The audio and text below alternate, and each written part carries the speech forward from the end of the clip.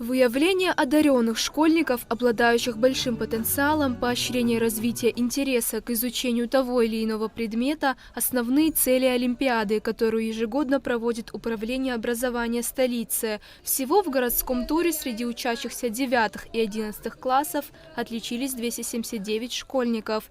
Олимпиада проводилась по 15 предметам. 23 ученика стали лучшими по 2 направлениям. По 3 – 16 и по 4 – 6 учеников. Главным победителем Олимпиады стала одна ученица – гордость 5-й средней школы. Милана Лаквитава проявила отличные знания по 5 предметам.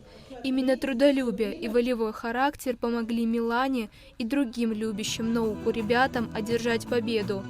На этом Олимпиада не заканчивается. Впереди еще 3-й, завершающий тур. Ну что, дорогие участники Олимпиады 2-го тура. Первый тур мы провели в школах.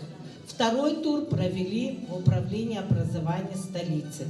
Защищая честь столицы, мы направляемся в 3-й тур Олимпиады, который будет у нас проводиться в весенние каникулы в Министерстве просвещения. На самом деле мы гордимся вами, у нас хорошие результаты. Мы поздравляем наших детей, наших учащихся школ, педагогов и также родителей, которые волновались и стояли рядом с нами. Церемония награждения проходила в торжественной обстановке, а учащимися 2-й средней школы была подготовлена праздничная программа. Победителей по 2 предметам среди учеников 4-х классов в Олимпиаде 65 человек. С огромной радостью, принимая свои первые медали, умники и умницы поблагодарили своих первых учителей и родителей.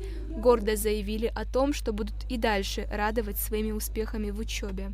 Сегодня я очень рада получить эту награду и от всего сердца благодарю свою семью и любимую учительницу Марину Викторовну.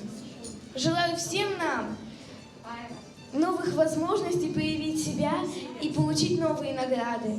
Впереди учеников старших классов ожидает поступление в высшие учебные заведения. Участие в олимпиадах помогает углубиться в изучение предметов, подтянуть свои знания и, возможно, определиться с выбором профессии. Некоторые участники уже сделали свой выбор, и победа в олимпиаде для них маленький шаг во взрослую жизнь. С самого детства, еще с 1-го класса определился, как-то вдохновило меня это дело, больше узнал о нем и вдохновился с самого 1-го класса, хочу стать хирургом.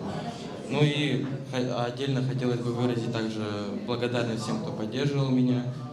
Большое спасибо даже за такое мероприятие. Очень приятно, что вот так вот происходит такое вознаграждение.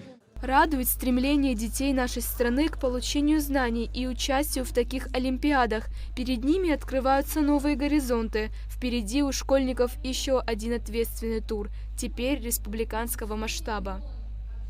Ульяна Рожкова, Тимур Гугохия, Абхазское телевидение.